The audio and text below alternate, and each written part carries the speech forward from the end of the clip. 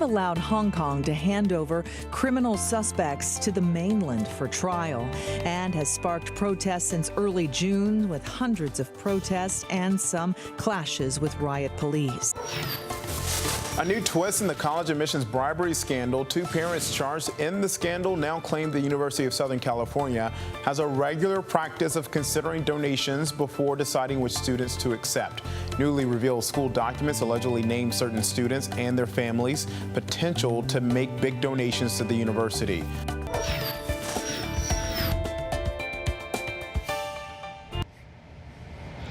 I'm happy you guys are with us today because we continue our full on-the-ground coverage of this storm, Hurricane Dorian. We have updated information if you are, in fact, in the path of this destructive hurricane. It devastated the Bahamas. It was sitting on the islands for over 48 hours, and now it's slowly pulling away and moving toward the U.S. And I'm joined by our ABC meteorologist, Greg Dutra, for the latest storm track. Greg, it's good to see you. It's good to be back again. It's good to see signs of some weakening in Dorian, but it is still a very strong category 2 hurricane. That is to be certain.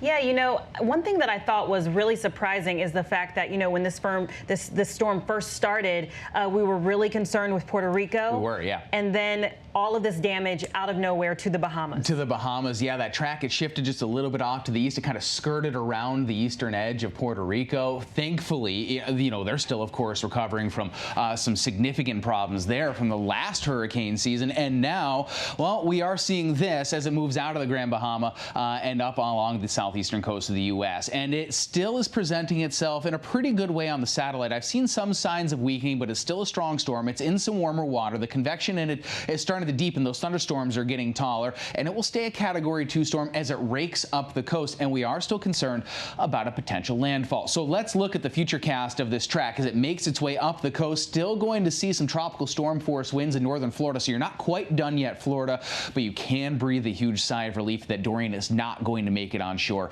at least along the eastern seaboard in Florida. Now, there are still questions that remain. Thursday is the day that we're really focusing on. Look at these winds in Charleston, 69 miles per hour. And those winds, they're coming on shore. You can see those winds on the northern side of this, the northeastern side, pushing up that water, causing considerably high storm surges, especially through the Carolinas. Both North and South Carolina will see significantly high increases in that wall of water that comes along with hurricanes. 5 to 8 feet of storm surge at worst from just north of Charleston to Myrtle Beach, along with 10 to 15 inches of rainfall. These are spots that only sit about 20 feet above sea level that usually see problems with just standard rainstorms. And now you have Dorian moving up the coast. It is not time to breathe a sigh of relief in the Carolinas yet. In fact, you still should definitely be preparing, Kim. Yeah, Greg, and you know, when we were talking yesterday, you mentioned that there's been so much damage to the Bahamas that the map would actually have to be redrawn because part of the islands won't be there anymore. So remember, it was a Category 5 when it made landfall there, and at least 7 deaths reported. And now with it moving on, the main priority is rescuing the survivors. And our Marcus Moore has been on the ground there and is in Nassau with the latest. Marcus? Oh, Kimberly, good morning. This is a dire situation unfolding on the Abaco Islands right now, and there are areas that first responders still have not been able to reach in their search for survivors. That's how bad the damage is and how much difficulty they're having in traversing some of the areas because much of the islands there are underwater. They were so concerned about that storm surge, and it was as high as 15 feet in certain areas. So the work to go and search for survivors, that is just getting underway. In fact, we were with a police officer as we walked through the destruction, and he was going to several of the homes, searching the damage to see if there was anyone there who perhaps was injured and survived or may have passed away. And the fear here is it's almost certain that the death toll will rise as a result of Hurricane Dorian. And something else that we are seeing is a humanitarian crisis that is unfolding.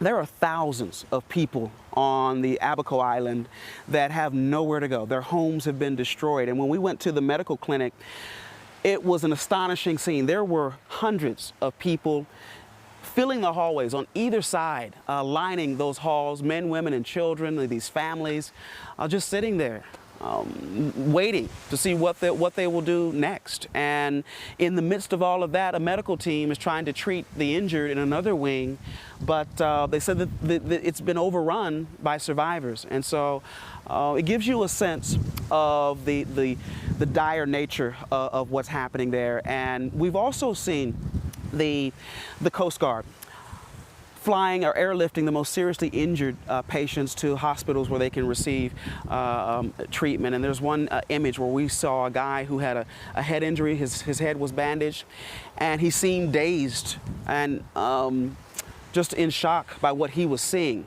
It seemed as if for the first time he was able to get a bird's eye view of what was left of this island, and there's not much.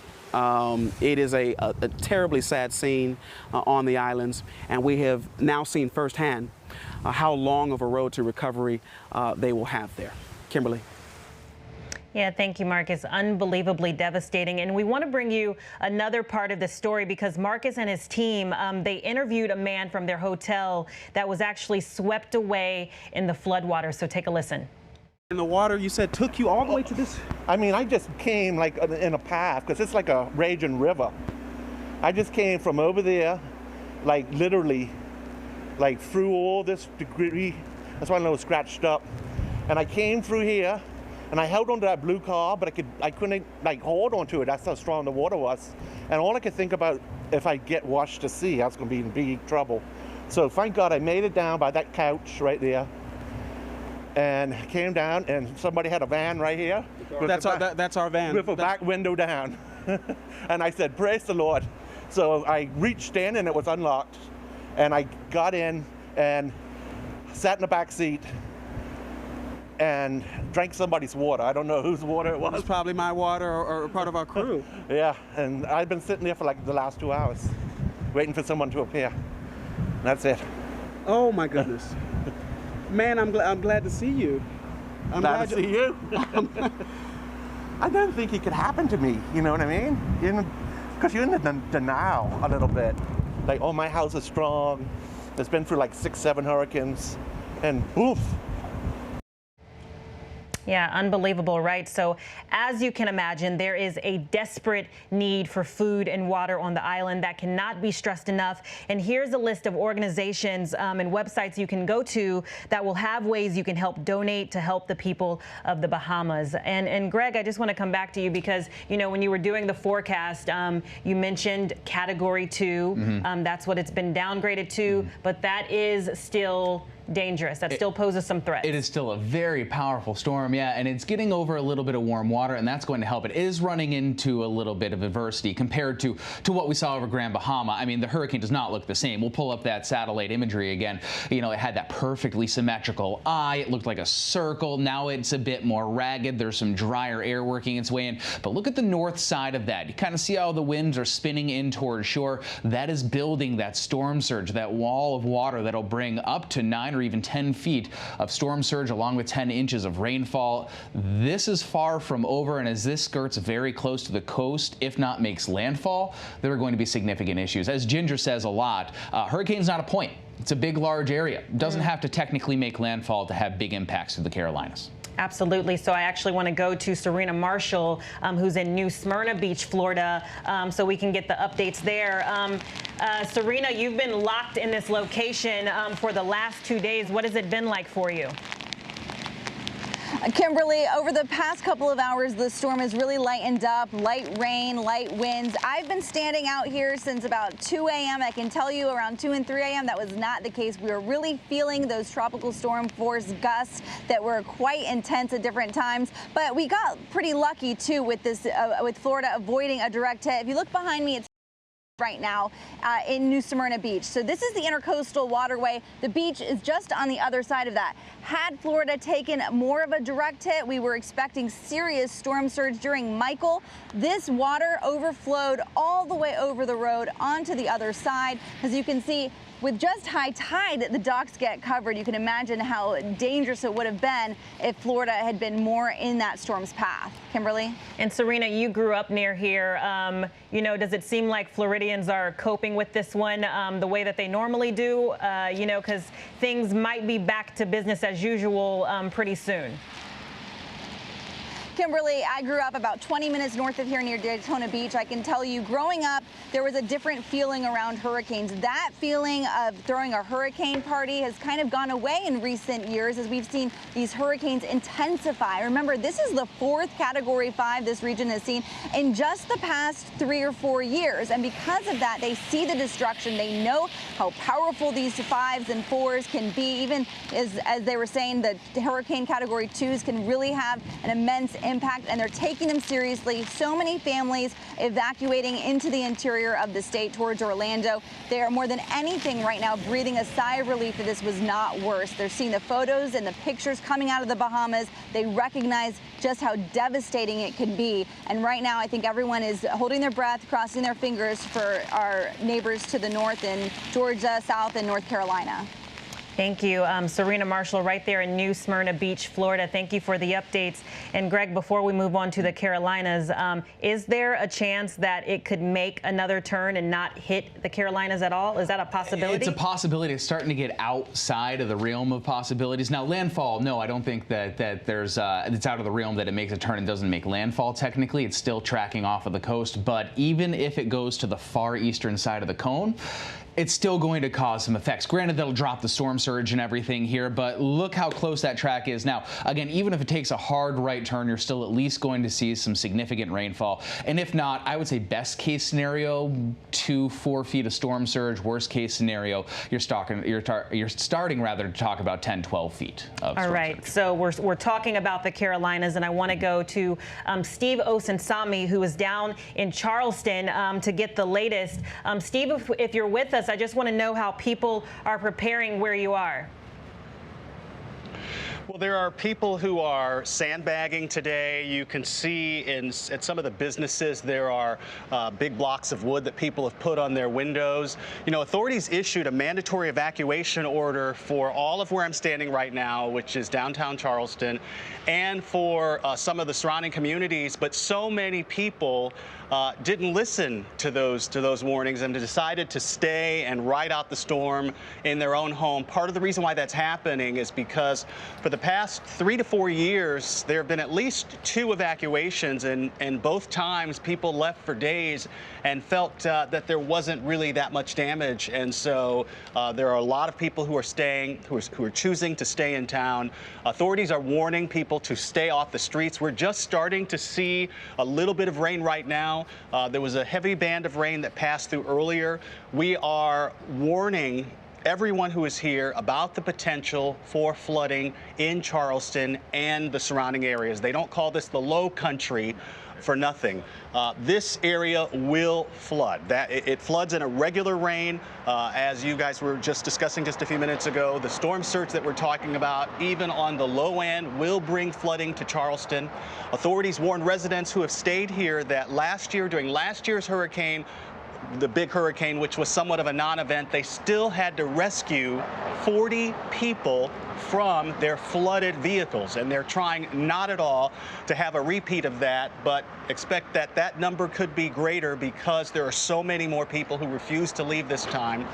We saw the Cajun Navy, the volunteers who have come with their boats. They are set up on Folly Beach, here in Charleston. They're set up in various areas around this low-lying community, prepared to perform rescues if needed.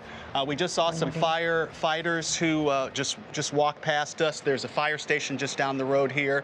Everyone, though, is prepared no matter how close or far this storm stays offshore for flooding in Charleston. Kimberly. All right, Steve Osunsami right there in Charleston, South Carolina. Thank you so much. And Greg, before we move on, it is important for people to take this seriously. Very seriously. He knows. It is anybody who's ever been to Charleston during a thunderstorm knows that it floods very quickly, even an inch or 2 inches of rain. Again, we're talking half a foot, maybe up to a foot of total rainfall, 15 inches on the higher end of things, and then the storm surge on top of that. And it's something that we cannot overstate. Even if Dorian does shift further away from the coast, coast, there are still going to be impacts felt in the low country, in coastal Carolina, both North and South Carolina. And now we even have some tropical storm watches as far north as Virginia, too. Yes, so this coverage is for everyone to be prepared in worst case scenario. You just need to be prepared. So, guys, we move on to other news. Major changes at mega super chain Walmart after a spate of mass shootings this weekend in Odessa, Texas, and two that happened within hours of each other, Dayton, Ohio, and El Paso, Texas. Walmart decided to limit the sales of guns and ammunitions, and their CEO made an announcement in a memo yesterday. So I want to bring in Catherine Falders in our D.C. bureau with more details. Catherine, I just want to ask you, what was the reason that the CEO decided to make this move? He wrote a letter to employees yesterday, and he's saying in his letter, it's clear to us that the status quo is unacceptable, is what he wrote to all of his employees. Of course, this comes in the wake of all of those shootings that you mentioned. And it's not just discontinuing the sales of ammunition, as you mentioned. It's also gun sales, handgun sales, for example, in Alaska, the only state where Walmart currently sells them. But I think it's also important to point out in his letter, the CEO is a gun owner himself. He's encouraging in this letter the president and Congress to take action on this issue, Kimberly. Yeah, so we just have to, make note of this. This is the biggest retail store in the U.S. pooling guns. Does this put any pressure on Congress to respond?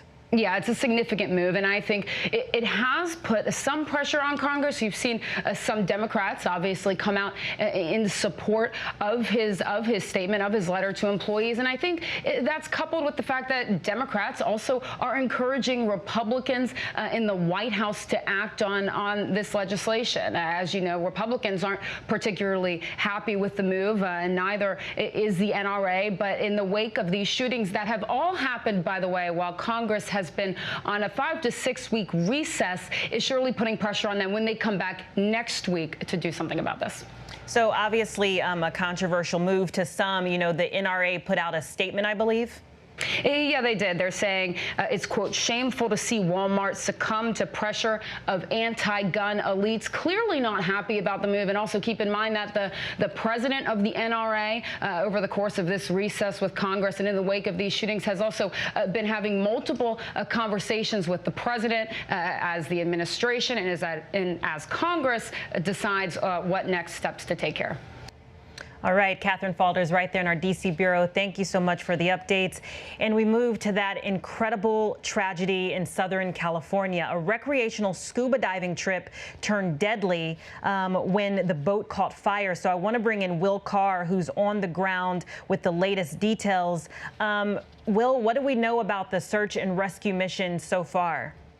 Well, Kimberly, to give you an understanding, this is the first morning that we have seen all of the Coast Guard boats here at the Coast Guard headquarters in Oxnard. That's because before this, they were out working around the clock, hoping that they could find some survivors from this boat fire. But at this point, they have switched that search for survivors into a recovery operation. They now believe that the 34 passengers who were below deck on that charter boat all died. They've recovered at least 20 bodies at this point, but the ship actually sank. It's flipped upside down on the bottom of the Pacific Ocean right now, and they are still trying to recover many of the remains. Kimberly. Will, this is, it's absolutely devastating. I think the question everyone has is, how did this happen? That is the big question right now. They want to know exactly what sparked this fire. If you'll remember, there were 5 crew members who were on the top deck who were able to jump off the boat, and they were rescued by another nearby boat. Authorities have been interviewing them. That process will continue throughout the course of the day. Some of the things they want to know from those crew members is, were they awake or were they asleep when the fire broke out? What exactly were they doing when those first flames broke out, and what they did, if anything, if they could have potentially helped those passengers. But at this point, authorities say they really believe that the 34 passengers below pretty much had no chance of survival because of how quickly that fire spread. Kimberly. You were actually on one of the boats. What was that experience like, seeing what these people would have been going through? That's right. We were on a very similar charter. We went down below to the bunk room. It is tight quarters down there. You have bunks upon bunks, not a whole lot of room just for sleeping. Getting by was kind of like a single file type walking in and out. And they did have an escape hatch, and it had a stairwell that went down. So you have two potential ways to get out. It's my understanding that the boat, the Conception that we're talking about, was very similar in that regard, that it had a stairwell and the escape hatch. But at this point, authorities say the fire spread so quickly along the top deck. We also learned they believe the fire started on the second level, which would be right above where those 34 people, those 34 passengers were sleeping. They just don't think that there was any opportunity to either race up that stairwell or get out of that escape hatch. And again, they just don't think they really had a chance. Kimberly. All right. Thank you, Will, for those updates. Incredibly sad story. And guys, we moved to something a little bit lighter. Did any of you guys get a chance to watch the U.S. Open last night? There were some highs and definitely some lows for the tennis greats. So I want to bring in ESPN's Darren Cahill with the latest. Darren, let's just start with Roger Federer's shocking loss.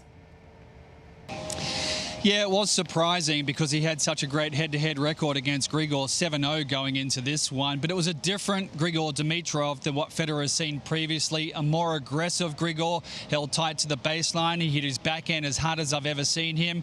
Didn't quite get the yips on the serves, which he sometimes can get. And he had big belief against Federer. So this was really about how well Grigor Dimitrov played. Roger struggled a little bit with the back injury that he struggled with the last few years from the fourth set onwards. But it was really no excuse because Grigor was good enough to stay with Roger and then opened up a good lead early in the fifth set. So it was a wonderful night for Grigor through to his semi-finals of the US Open. And it's been a tough year for Grigor as well. So in the locker room, that was a pretty popular win.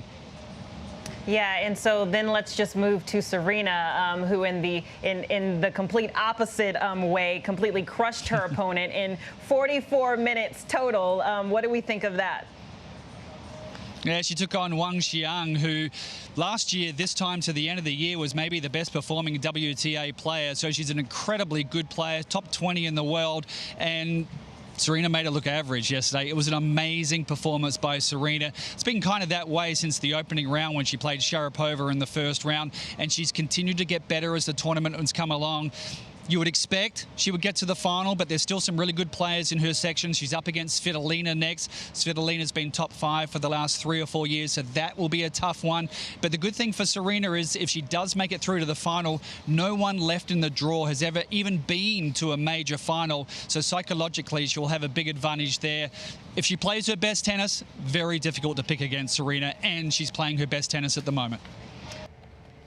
All right, guys, so that was Darren Cahill with the ESPN. And before we go, the president did speak earlier about the hurricane. He said that Florida got lucky. He was talking about the original track of the storm, and he said that Florida was grazed and it was mostly wind that was happening there. And he asked that there be a lot of help for the Bahamas. So, you know, just sending people, talking about sending people over to help them. And that there have been bigger hurricanes. So he did speak on it. And of course, we have been keeping you updated on it as well. And we will continue to, as we mentioned, Bahamas completely devastated. Florida not going to make landfall there. And it's moving its way up into the Carolinas. So let's see what's happening next.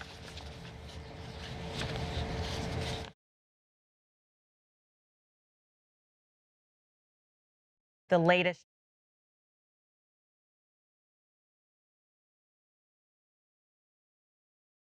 We're going to listen to what the president had to say earlier, so take a listen.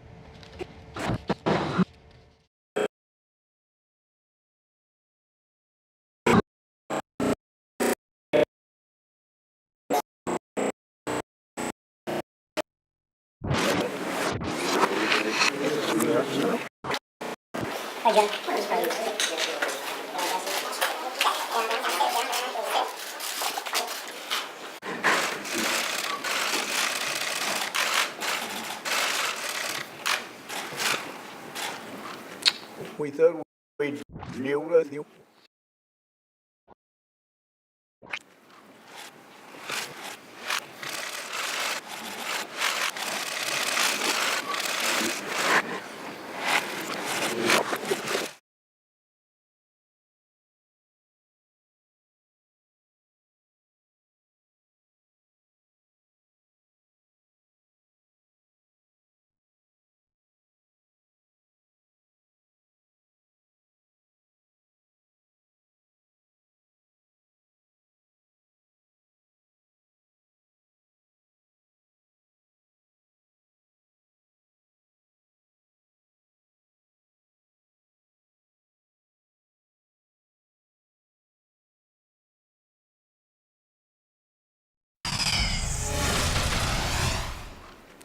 We thought we'd give you a update on the hurricane. We got lucky in Florida, very, very lucky indeed.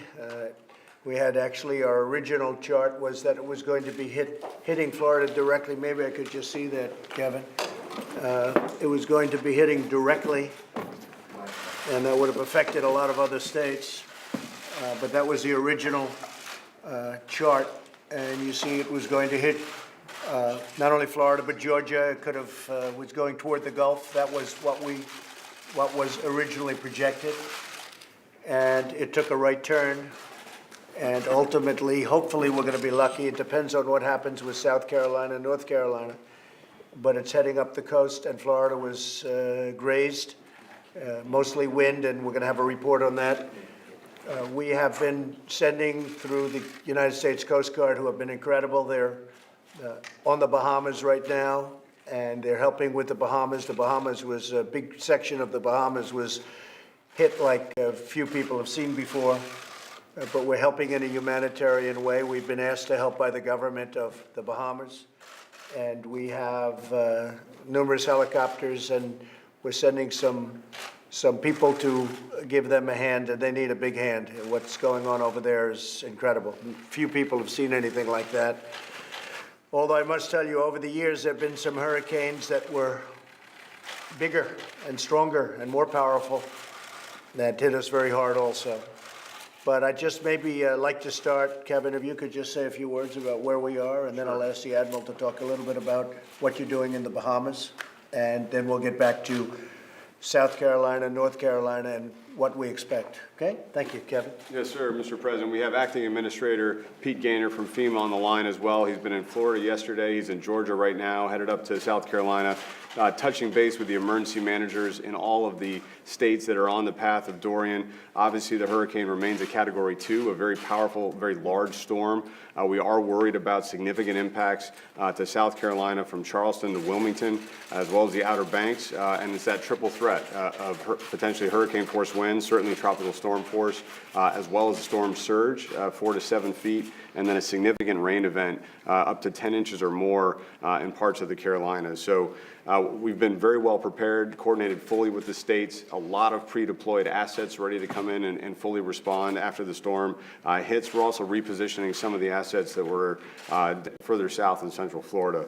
So we're ready for this storm, Mr. President. FEMA and interagency partners supporting the states have done a tremendous job, and we're on our toes, looking forward to responding effectively. That's good. I think we want to also say we were really well prepared in Puerto Rico.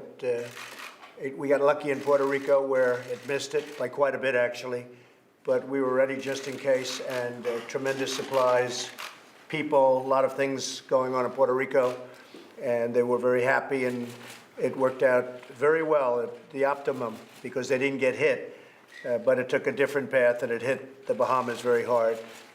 So again, we're working with the government of the Bahamas at their request, and we have a lot of people helping, and we have, most importantly, the United States Coast Guard, which has done so incredibly well in Texas and Florida and in Puerto Rico in the last hurricane, the last big one. Admiral, if you could say a few words about that. Mr. President, Thank you. Just to reinforce the Secretary, we're ready domestically here from Florida up through the Carolinas for Coast Guard, part of the DHS FEMA team, sir. So we're 100% ready to roll there. In the Bahamas, it's been challenging. We accessed the Bahamas, the Abacos, which is in the northeastern reach of the Bahamas, on Monday. First flight crews of the rotary wing helicopters got in there. We've rescued probably 50 folks to date. We're just starting to get a site picture on Grand Bahama Island in Freeport, which is the center of gravity population-wise in the northern Bahamas. So today we'll start to have a much fuller picture.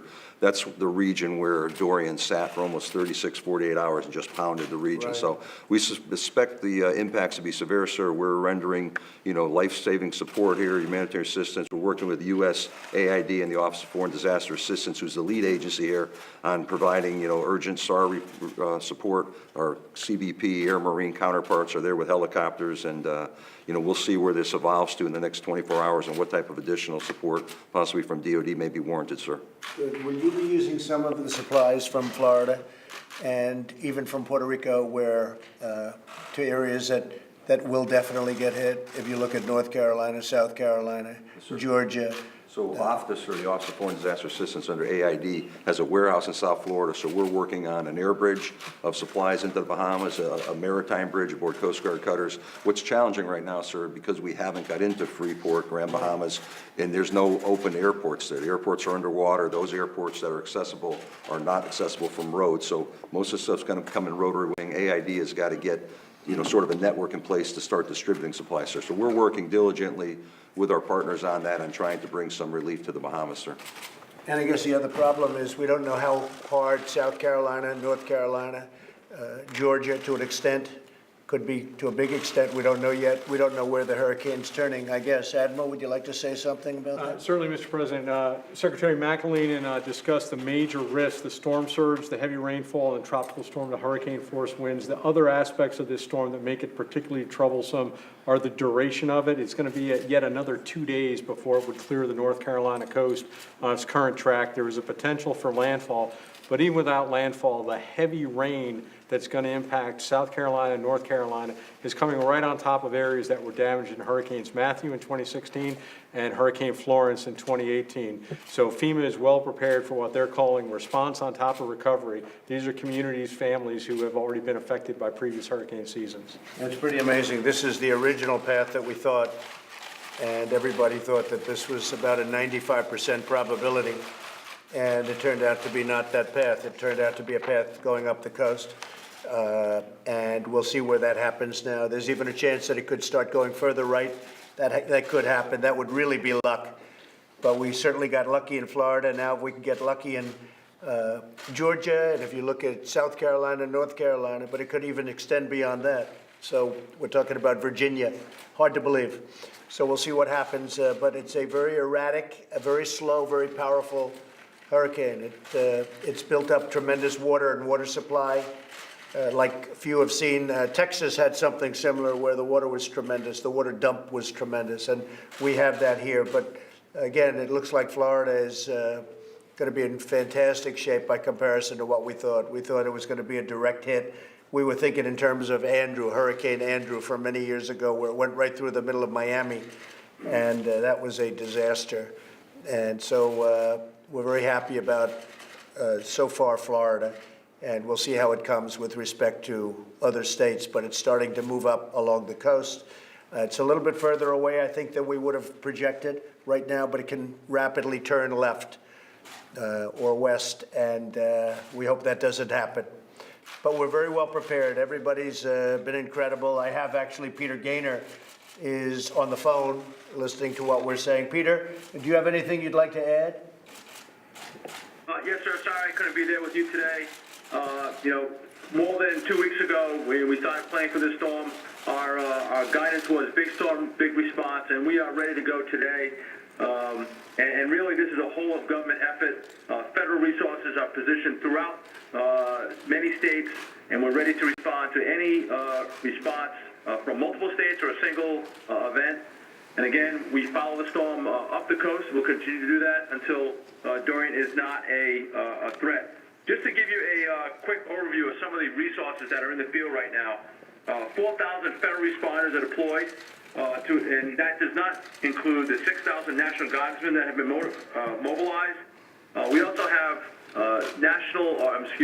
American Red Cross spaces for 65,000 potential evacuees, and 40,000 line workers that are ready to do restoration of electrical lines. We are ready to go, and again, we'll follow Dorian up the coast until it is not a threat to the U.S. Thank you, sir. Great job. Tell your people at FEMA, fantastic job. But we'll hold it till the very end, okay? We'll hold congratulations till the end, but we're very well prepared for North Carolina, South Carolina, Georgia. And again, we're helping the Bahamas at the request of the government of the Bahamas, okay? Thank you all very much. Thank you, President. Thank you. There was some concern that was voiced last week about reprogramming $115 million from the FEMA Disaster Relief Fund base budget to address the crisis on the border.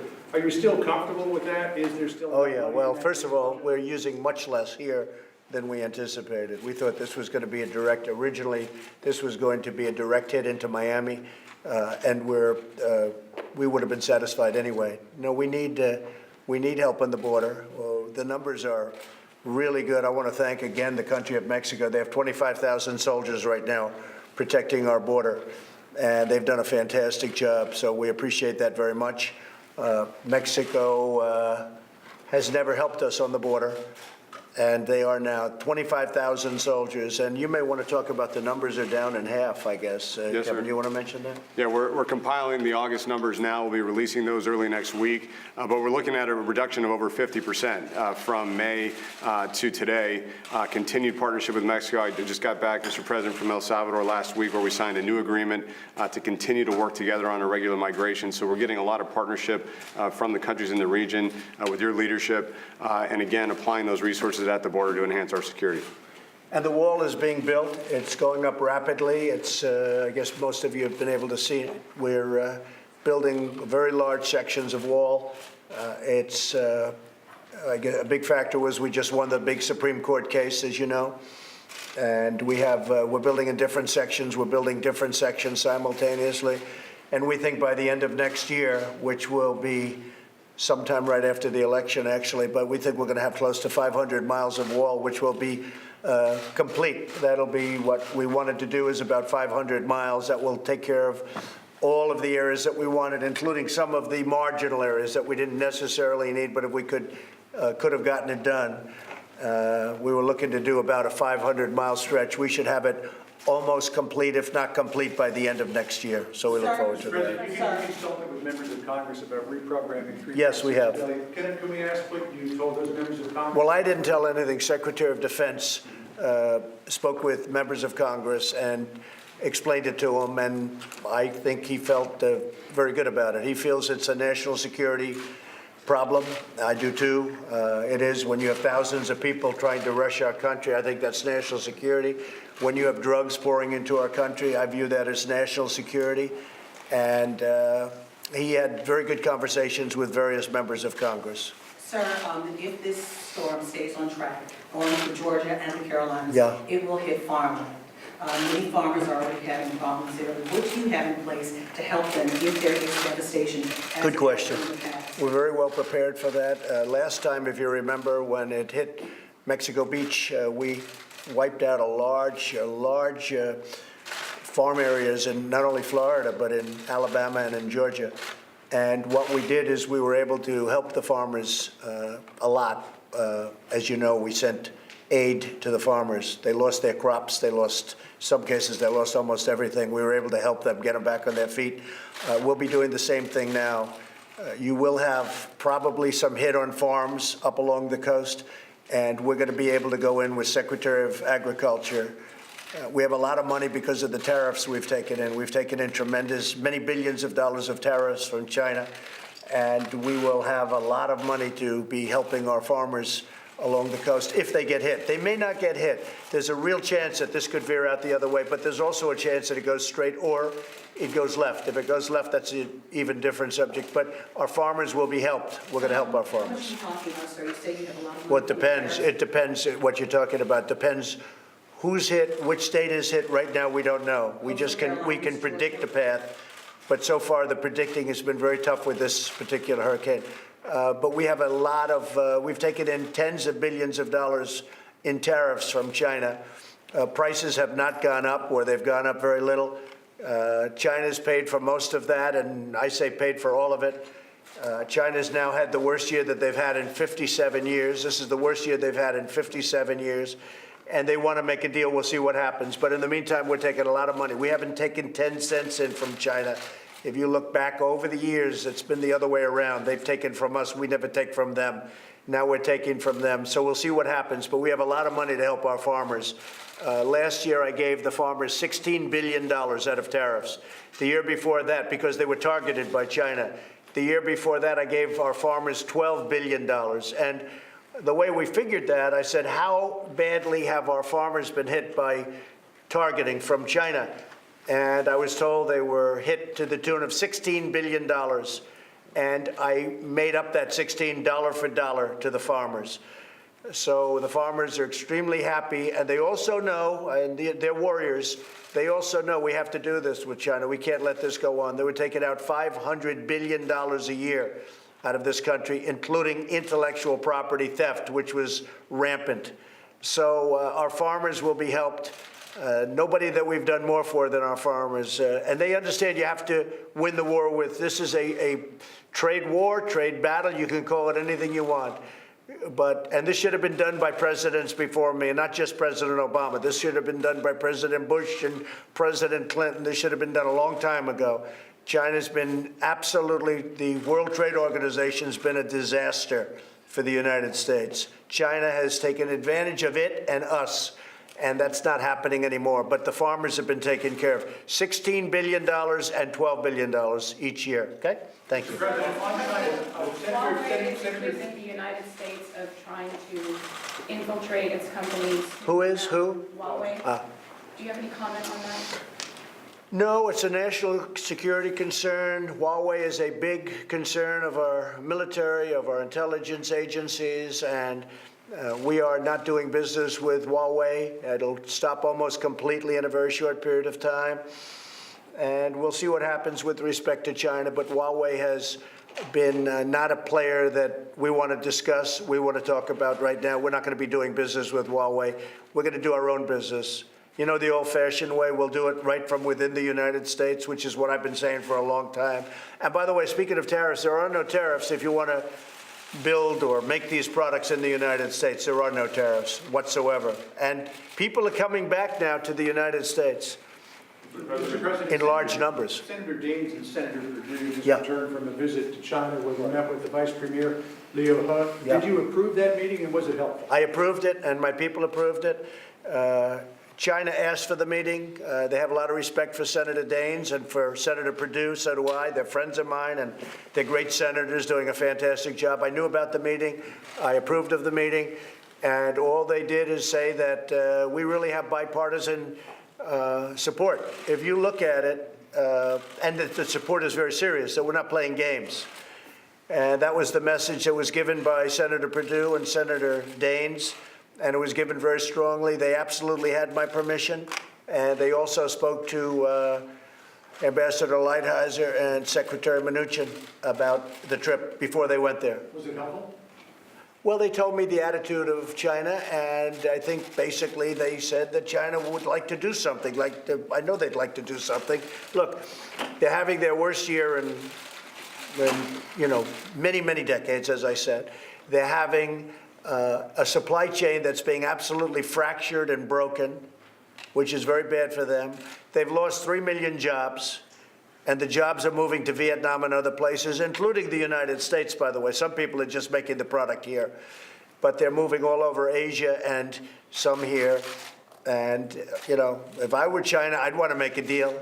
Can't tell you, but I want to make a deal. And I can tell you they do want to make a deal. We'll see if we can do a real deal, not a fake deal like the fake media, a real deal, okay? What else? Do you plan to travel to the Bahamas? Do you plan to travel to the Bahamas? Well, it's, again, I guess you would call it a British protectorate, but I will do a lot. We just have a call. We're waiting for the call. They're having a lot of trouble with the telephones over there, as you can imagine, from the Prime Minister. And we're helping a lot. And the Admiral just said we're sending a lot of resources over there to help people on a humanitarian basis. But I would do that if we think it's appropriate. I would stop there, yeah. We know the actions that, I'm sorry. I was just going to say, John, Mr. President, we had the Prime Minister on board a Coast Guard aircraft with our Atlantic Forces commander, the Charge d'Affaires, the U.S. U.S. diplomat there, and many folks of the Bahamian government to get a site picture. Again, we couldn't access parts, but we're working very closely with the government Commonwealth of the Bahamas, sir, to help them understand the extent of the damage. Mr. President, they've got a situation in the Bahamas like few have seen before. It's a tough thing. We know the actions that Treasury took against the IRGC and Quds Forces oil deal that it was running, particularly with Syria. There is some thought that this may be part of a precursor to talks between you and President Rouhani. What's your thinking on that front? Well, we're going to see what happens. They want to talk. They want to make a deal. Iran is not the same country it was 2.5 years ago, that I can tell you. Getting to be 3 years, hard to believe. We've been here almost 3 years now. I've been saying 2.5 years, and it's almost 3 years. We're getting very close. But Iran is not the same country. When I came into office, Iran was absolutely a terrorist organization, all of from 14 to 18 sites of confliction, and they were behind every one of them. And now you're not hearing so much about that. We'll see what happens. Look, Iran is a country with tremendous potential. We're not looking for regime change. They have tremendous potential, and I think they're going to want to take advantage of that potential. I really believe that. I think North Korea is a country with tremendous potential, and I think they're going to want to take advantage of it.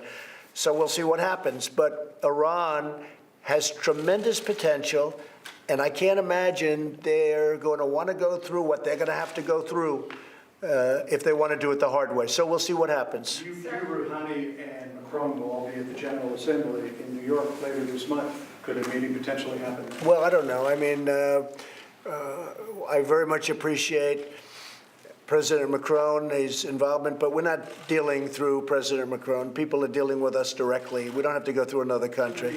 We've had a lot of help if we want it from Japan. Japan is one of their biggest, possibly their biggest buyer of oil. They have a big relationship. That's Prime Minister Abe. So we don't need anybody to deal. We can deal directly if we want. Sure. But other countries are offering help.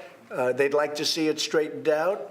But they also agree with me. We had a great G7, and they all agreed no nuclear weapons for Iran. They all agree. No nuclear weapons for Iran. Sir, but the Iranians have said that they don't want to talk to the U.S. until the U.S. rejoins the JCPOA. So how do you square? No, well, that's not their last statement, actually. But they did say it in a different forum. They said until we do certain other things, like drop sanctions, and that's not happening. Okay, that won't be happening. They didn't say quite the way you said it, but they said it with the same end result, and that won't happen. Is it possible that there could be a meeting between you and Rouhani at the UNGA? Sure, anything's possible. They would like to be able to solve their problem. They got a big problem. They're getting killed financially. Their inflation is at a number that few people have ever seen inflation at. And it's a very sad situation. They could solve it very quickly. We could solve it in 24 hours. But we'll see what happens. Will the Chinese delegation come to Washington this month, Mr. President? I can only say this. When you hear they have their worst year in over half a century, this is the worst year they've had in that anybody can even remember, but over 50 years, over half a century. I would think they want to solve the problem. People have no idea. You know, we've created tremendous wealth in this country, in our country, since I've been elected. Well over $12 trillion. They've lost probably $20 trillion. When I assumed office, had my opponent won within 2 years, in my opinion, maybe less, China would have been a bigger economy than the United States, would have been bigger.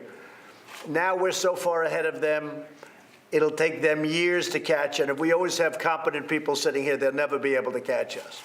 We have a springboard. It's amazing what's happened.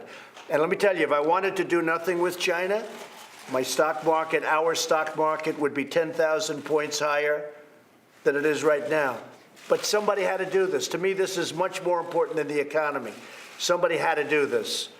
We had to do it with China. Had to be done. And I'm not even talking about purely economically. I'm talking about in other ways also. And it was out of control, and they were out of control. So we'll see what happens. If they want to make a deal, they'll make a deal. If they don't want to make a deal, that's fine. But I can tell you, they're having one of the worst, I guess the worst on record, and they want to make a deal. And if I were them, I'd want to make a deal too, but we'll see what happens. Okay? Anything else? The situation in London with Boris Johnson and Brexit. Well, Boris is a friend of mine, and he's going at it. There's no question about it. He's in there. I watched him this morning. He's in there fighting, and he knows how to win. Boris knows how to win. Don't worry about him. He's going to be okay. And he's also got, you know, they have a big stake in the Bahamas. When you mention that, they have a very big stake in the Bahamas. So I know they have one ship that's on its way. Had a hard time getting there with the weather, but it's on its way, and they have a lot of people over there. So they have a big stake. Okay? What was the rationale for rolling back the regulations on energy-efficient light bulbs? On what? Energy-efficient light bulbs? We'll give you a report on that. We're doing a report on all of that, but there's a very good rationale when you hear it. And what's saved is not worth it. For the little they saved and what people were going through, it is not worth it. And price was another thing, okay? Same thing with cars. In California, they have a standard where the cars are going to have to be much more expensive and won't be as good. So we're giving an option to car companies to create a better car for less money, meaning less money to the consumer. So if the consumer can save $3,000 on a car and have a very energy efficient car, but not energy efficient so that the car doesn't work well, which is happening, we're giving them a tremendous option if they want the option. We're giving it to the consumer, but we're giving it to the car company companies to pass along, and we'll see how that one works out. We're doing that. We're doing a lot of that. We want to make it good for the consumer. If we can build a less expensive car that's better, we like that. Since we likely won't be able to ask you questions in this afternoon's event, what impact do you think this $2 billion in opioid grants will have?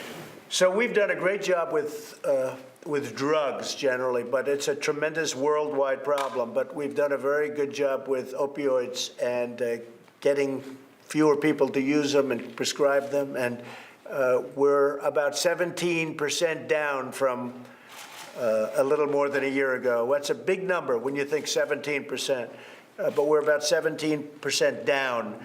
And one of the things we are doing is we're funding different projects where we come up with a painkiller that's not addictive. You know, you have people go into a hospital with a broken arm, they come out, they're drug addicts after 3 days. The opioid stuff is bad. And when they get used to it, once they get hooked, it's a very hard thing to get off of. So we're down 17%. We're going to be doing a conference today, as you know, and we'll talk a little bit about it. But we've worked very, very hard on opioids and all of the problems that they're causing, tremendous problems, okay? Okay, thank you. Thank you, everybody. Congratulations, everybody. You brought us, Wade. Thank you, everybody. Thank you very much. Thanks. All right, so the president was just briefed on the hurricane, and he was taking questions from the press. So I want to bring in Catherine Faulders at the White House just to discuss what the president was saying about this hurricane. Catherine, what were your thoughts listening to this? Yeah, and you saw it play out live there. I'll point out that this is the first time so far that the White House has put a briefing on his schedule that we saw there in the Oval Office with officials from FEMA, from the Coast Guard, the DHS, the acting DHS secretary there. But the White House has previously told us that throughout the week he has been receiving hourly updates on the hurricane. I'd point out that he did hold up a chart that was the old trajectory of the hurricane. He said now that he doesn't know where the hurricane is turning, but then specifically talked about Florida. He said Florida is going to be in fantastic shape in comparison to what we thought. He says previously officials thought that it was going to be a direct hit. So he was in there with officials from FEMA, the Coast Guard, and his DHS secretary, and he was emphasizing that they are very well prepared. You also heard remarks there from officials from FEMA and the DHS as well, Kimberly. Yeah, was there anything else that stood out to you, because he was addressing a number of things? Yeah, I think one important thing that he mentioned, he was asked about directing FEMA funds to the border to build the wall, and he just said we need help on the border. He said the wall is being built very rapidly, so that's the first time that he's commented specifically on diverting those funds. You also heard him talk about a number of other things. He had reporters in there for about 27 minutes. He talked about the China trade deal. He talked about potentially meeting with Iran's Rouhani, and he talked about farmers and went, of course, into saying vis-a-vis trade that our farmers will be helped. He's also been tweeting about the China trade war this morning, so asked about that. And opioids, he's set to make an announcement later this afternoon, so we'll see him again later on around 2:30 on opioids as well, Kimberly. All right, Catherine Faulders in at the White House. Thank you so much for giving us the updates on that. And I want to turn back to Greg Dutra, who has been with us all day, giving us the latest in this storm track. So just before we go, tell us what's happening right now. Still a Category 2 storm. The hurricane hunters came back. No intensity changes in the winds, but some things that I've seen present themselves on the radar lately in the satellite have been more towards a re-strengthening. So I want to show you this picture of Dorian. This is the satellite imagery. So we're basically looking at the temperature of the cloud tops. The colder the clouds, the deeper, the stronger the thunderstorms. And those are those bright reds you see showing up around the core. I know this looks nothing like that perfect circle eye of a hurricane as it was over Grand Bahama. And it's not, you know, the same storm system. It's not a Category 5. We're not seeing those 220-mile-per-hour gusts. But what we are seeing still, our winds are 105, gusts up to 130 on occasion. And this does make its way very close to the Carolinas. And that is where we have shifted our focus. Still some tropical storm force winds possible from Jacksonville up to Savannah. But as we get into South Carolina, as we get into North Carolina, it will be a Category 2 storm. Does not weaken until it heads on out to sea, kind of moving off to the east of Halifax there above the ABC News banner. But over the next couple of days, I'm specifically really digging into that time frame on Thursday. We will see coastal flooding in Charleston all the way up to possibly Cape Lookout here. That's low country. They call it low country for a reason. There's a lot of things working against that area. The 4 to 7 feet of storm surge, the fact they're only 20 feet above sea level, king tides, which are the astronomically high tides around this time of year, and also all of the rain. So there are a lot of factors here that are going to lead to flooding on the coast. And I think that they're going to have problems, and that's why you see the mandatory evacuations for some parts of the Carolinas. Yeah, and the reminder is that this coverage is for everyone watching, and so the idea is that we do want people to take it seriously, just in case. Yep. If you are on coastal Carolina, you're in one of those evacuation or hurricane watches or now warnings at this point, you should be boarded up, you should be out at this point, and you should be waiting for Dorian to pass along the coast on Thursday. All right, guys, so that is the latest. We will be back at 2 p.m. To tell you what's happening with Hurricane Dorian at that time. So make sure you stay tuned. And you've been watching ABC News Live. Thank you so much.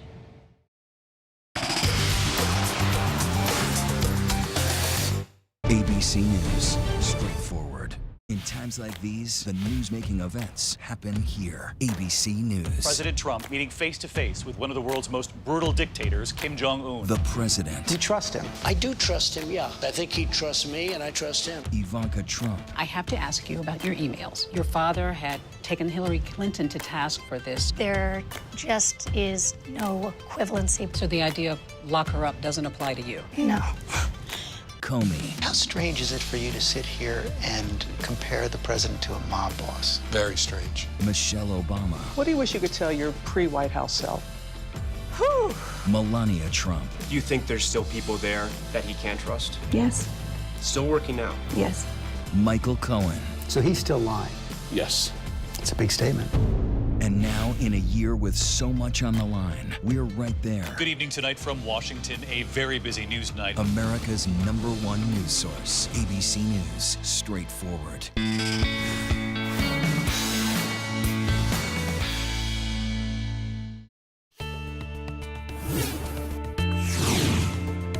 Meteorologist Ginger Z here on the beach in Jupiter, Florida, where we now have offshore winds. We've actually gained about 50 yards of beach because of that, and we can see the edge of the core of Dorian now all off to our north and east. And that's where we've seen near 70-mile-per-hour wind gusts overnight, lashing the coast of Florida. But this is the storm right now, hugging into Georgia and South Carolina, which is where our major concerns are going to go. North Carolina, too. So let me show you this. The track takes it far too close for comfort, especially once you get close to Charleston, Myrtle Beach, Wilmington, and the Outer Banks. We could even see a landfall by Friday morning in North Carolina, somewhere there. So let's time it out for you. Savannah, by tomorrow morning, could see a 90-mile-per-hour gust. That's how close we're talking this hurricane gets. Charleston will start to feel the impacts tomorrow morning through the day Thursday. The piling of water, remember, can take time, so that can happen ahead of the storm. 52 for Myrtle Beach there, 64 by the early morning hours of Friday. Look at Wilmington Friday morning. Still up around 75-mile-per-hour gusts. We'll track it right through the Outer Banks by Friday night. It will be gone. This morning, the head of the nation's largest retailer addressing gun violence head on. Walmart CEO Doug McMillon writing in a letter to employees, "It's clear to us that the status quo is unacceptable," promising the company will discontinue sales of short barrel rifle ammunition, discontinue sales of handgun ammunition, and discontinue handgun sales in Alaska, the last state where Walmart currently sells them. The tragedy at sea in Southern California. 34 people trapped in that massive boat fire are now presumed dead. Coast Guard video shows the smoldering diving boat after it caught fire. Investigators say many of the passengers were likely asleep below deck when the flames broke out early Labor Day. At this church in Santa Barbara last night, bells rang 34 times for the 34 victims. They include 5 members of the same family and Christy Finstad, a marine biologist and owner of the diving company leading the excursion. And the cause of that fire remains under investigation. When people are hurting here, and I wanted to pay my respects.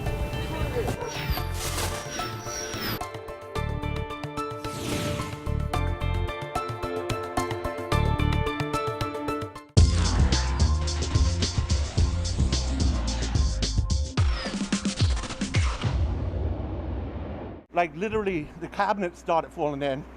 So I tried to make it to my bedroom closet.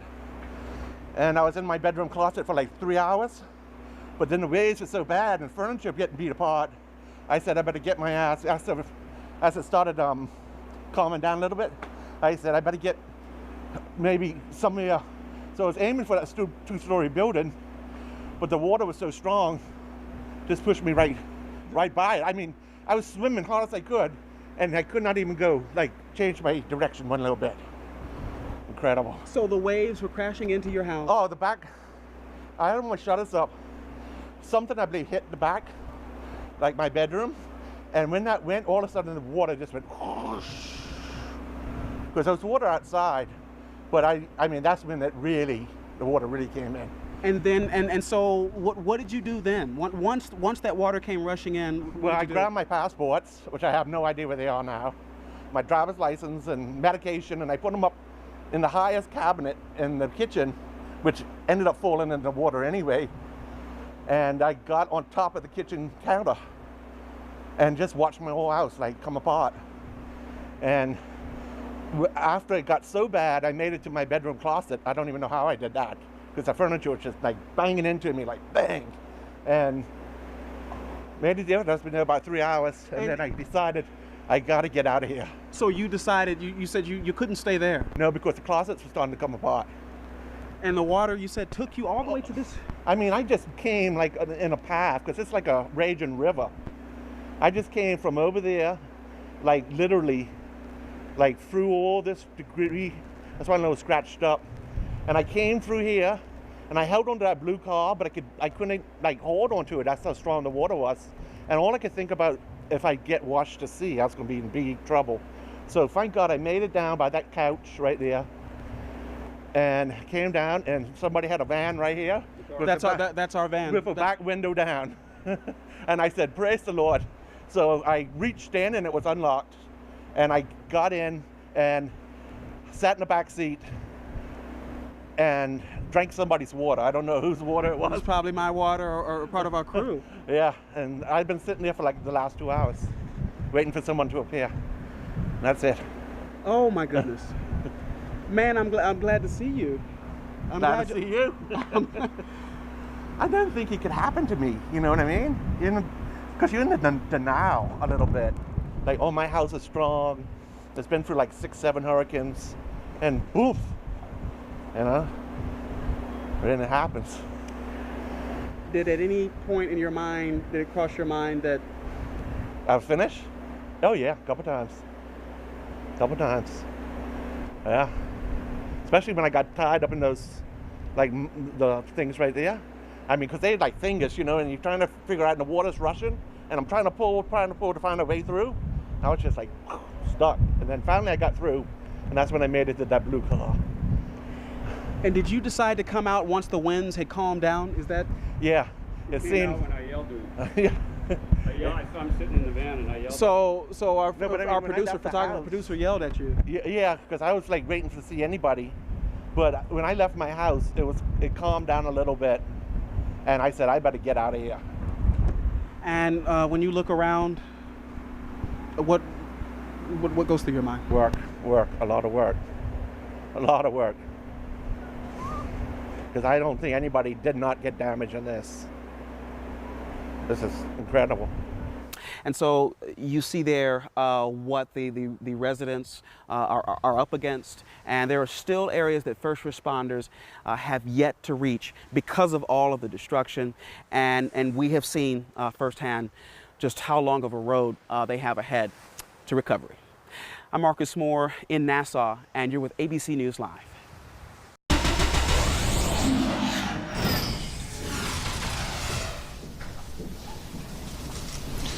All right, well, good afternoon, everyone. I just wanted to take a quick minute and introduce Acting FEMA Administrator Pete Gaynor. Great to have him in Georgia. We appreciate the federal response that we've gotten from FEMA and from the President and the rest of the administration. Quite honestly, it's been stellar, and I'll speak a little bit more to that after the administrator gives you a quick update. Pete? Thank you, sir. Welcome to Georgia. Thank you very much. It's a warm welcome.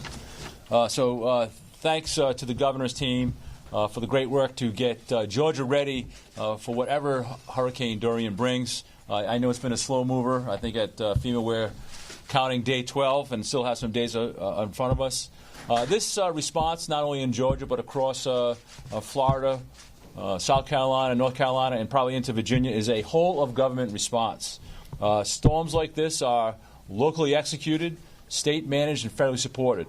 And the most important part is with individuals that are prepared. If all that is working, it really turns into a great response. Dorian moves closer, dangerously close to the Georgia coast through the night, and it's important to stay vigilant and heed the warnings of your local officials. There are tropical storm warnings and hurricane watches posted right now. And just to give you a feel for the kind of response the federal government and its partners has brought to bear, right now about 10,000 federal and National Guard troops activated in 4 states, 40,000 line workers ready to do electrical restoration, 1,250 tractor-trailer loads of food and water from FEMA are pre-positioned. So really a true partnership, and you can't do it without great partners like the state of Georgia. So FEMA and the federal interagency stand ready to support local, state, and tribal governments as they respond to Dorian, and we'd be happy to take some questions. I'm going to go just make a few remarks real quick, and then we'll do questions if that's all right. Again, I just want to thank Pete and his team for being here on the ground with us and for the great collaboration that we've had from the federal level with the state level, and we're doing the same thing at the county level. I wanted to go over real quickly who we got with us today. Obviously, the First Lady, Marty Kemp. We have Lieutenant Governor Jeff Duncan, Attorney General Chris Carr, our Agriculture Commissioner Gary Black, GEMA Director Homer Bryson, our State Meteorologist Will Langston, Commissioner Mark Williams, Department of Natural Resources, Georgia Department of Transportation Commissioner Russell McMurray, Georgia Department of Defense Adjunct General Tom Carden, Insurance and Fire Safety Commissioner General John King, and Department of Public Safety Commissioner Colonel Mark McDonough. In addition to all the GEMA officials deployed along the coast to provide assistance, we also have regional field reps from the governor's office on the ground as well. They are there to support GEMA and the locals that are on the ground, giving us feedback as the storm continues to roll into Georgia. As you all know, the National Weather Service latest projections show that Hurricane Dorian nudged slightly west with significant rain bands and strong winds moving into our coastal counties. We're seeing that right now. Bryan, Camden, Chatham, Glenn, Liberty, and McIntosh counties remained under a tropical storm warning as well as a storm surge warning. Brantley and East Charlton County, as well as Wayne County, are now under tropical storm warnings based on the new projections that we have this morning. We are getting reports of downed trees already in Glenn and Wayne County, which obviously that can be dangerous if you're still in your home with a tree falling on your home, knocking down power lines. So we urge citizens to be on the lookout or be cognizant of that. Serious concerns remain that we will see damaging and life-threatening surf with a coastal surge of 3 to 5 feet. We expect a high tide between now and 3 p.m., which could significantly worsen flooding. We expect another high tide shortly after midnight, where again we can see a strengthened storm surge and more flooding depending on where the storm is at that point.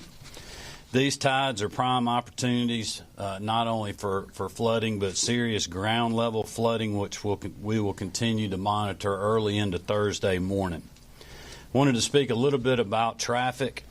Based on current traffic flow, right about noon, the Georgia Department of Transportation, in conjunction with the Department of Public Safety and the State Patrol, reversed contraflow on I-16 in line with the executive order that I signed just a few hours ago, or a short time ago.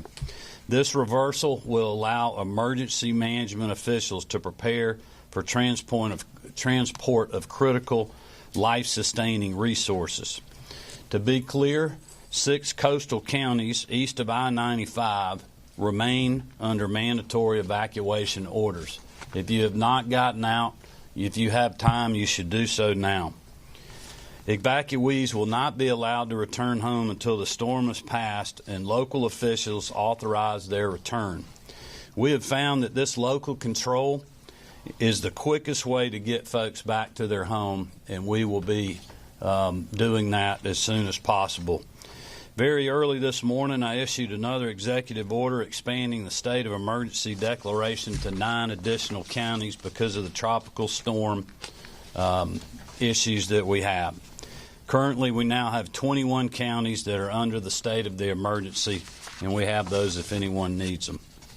I've also authorized the Georgia Department of Defense Adjutant General Tom Carden to activate up to 2,000 National Guardsmen should GEMA request their assistance.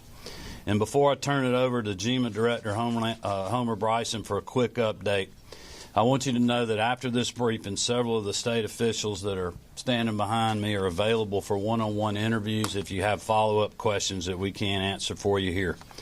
Lieutenant Governor Jeff Duncan has been working closely with his counterparts in Florida, South Carolina, and other states to coordinate our response and see what our friends and neighbors may need, as well as what our needs are.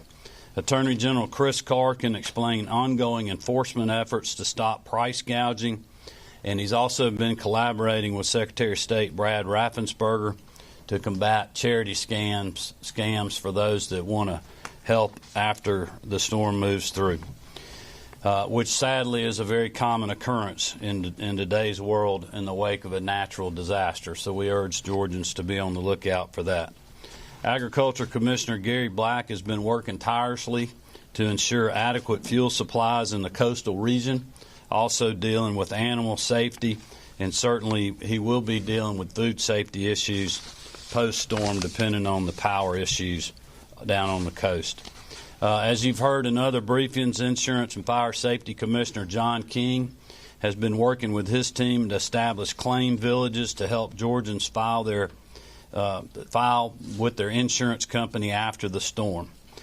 And Colonel McDonough, State Patrol, can provide information on deployment of Georgia State Patrol to protect the public, offer direct assistance, and certainly help in coordination with first responders and local law enforcement needs. And Marty would be mad at me if I didn't remind you that everyone affected by this storm that needs it, there are several resources there for families who have pets that need to evacuate or still need to do that, including our Georgia State Parks, which Georgia Department of Natural Resources Commissioner Mark Williams oversees, where you're allowed to bring your pet to stay with you at any location free of charge until the storm passes. Commissioner Mark Williams and Director Chuck Williams of the Georgia Forestry Commission have chainsaw strike teams that are staged in affected areas or very close to them already. They'll be ready to move as soon as it's safe for them to do so. and also they'll be helping with supply delivery. I think that gives you everything that I have. I'm going to turn it over to Director Bryson to give you a few remarks, and then he'll bring up Will Langston, and we'll hear from a few others. Thank you. Thank you, Governor. Our primary function and responsibility is to support the local governments in our joint concerns for the safety of our citizens. And I'm proud to say that we have a great relationship here in our state between state government and local government, and that extends to our federal partners also. Currently, we've received over 150 requests for local governments for assistance. We've consolidated those requests into 109 separate missions. We have already completed 64 of those missions, and we're in the process of fulfilling the needs of the remaining ones. As far as we have a medical transportation group that has facilitated the transport of over 600 people of our vulnerable population from the coastal area. Sheltering, we have 25 shelters open, not counting the opportunities that the governor mentioned with DNR. Currently in those shelters, we have over 5,600 people in them, but we have capacity to hold at least that number and the ability to flex up for more if it becomes necessary.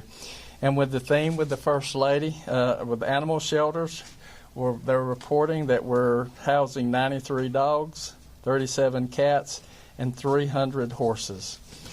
The governor mentioned his authorization to the National Guard. We've enlisted their help with one of their transportation logistics groups. They're moving emergency response supplies towards the coast. We've spun up the State Defense Force. They're managing and working with us to plan for the operation of points of distributions, or pods as they're called, if that becomes necessary. We have 12 large generators en route to the state. They'll be here tomorrow if they're needed. And we've activated some intrastate mutual aid agreements with local governments for additional generators also. And I think it's important to share with everyone that relationship, and the counties that are working that for us are Wilkes, White, Ben Hill, Ware, Monroe, Dawson, and Jenkins County. And with that, I'll turn it over to our state meteorologist. Thank you, sir. As the governor mentioned, he outlined the forecast very well. The forecast has remained consistent over the last few days. Right now, the hurricane is still a powerful Category 2 hurricane.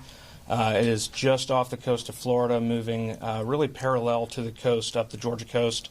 The impacts that he mentioned of 3 to 5 feet of storm surge, 40 to 60 mile per hour winds, and even some higher gusts along the immediate coastline, those effects are imminent. We've already seen some of those verified in Florida so far on coastal areas. So we expect those impacts to occur this afternoon, through this evening, and overnight into the morning before finally the storm moves away from us tomorrow around midday. We're expecting 3 to 6 inches of rainfall as well. Flash flooding is not a huge concern. Really the biggest impacts we're going to see is around the coast. Everyone needs to stay away from the beaches. That'll be the most dangerous area. We'll have some life-threatening storm surge along with the tide, and wave action on top of it could be several feet of water and pose a significant risk to anybody who's near the coast. Commissioner McMurray, you want to give us a DOT update on contraflow? Yes, sir, Governor. Just a little more information on contraflow. Actively right now, Georgia State Patrol is reversing the contraflow starting in Savannah, working their way west toward Dublin. GDOT crews are removing the barrels and barricades that are associated with that.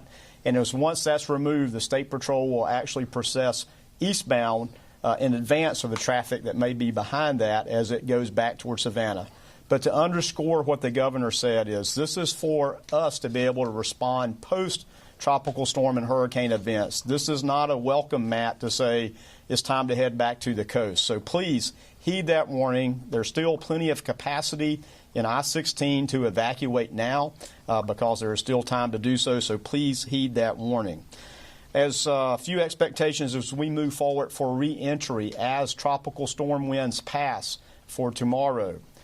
We have crews that are pre-positioned that will be in Waycross, Jessup, and Statesboro that will be ready to activate and reopen roadways as they may be blocked by down trees as they get ready for the re-entry.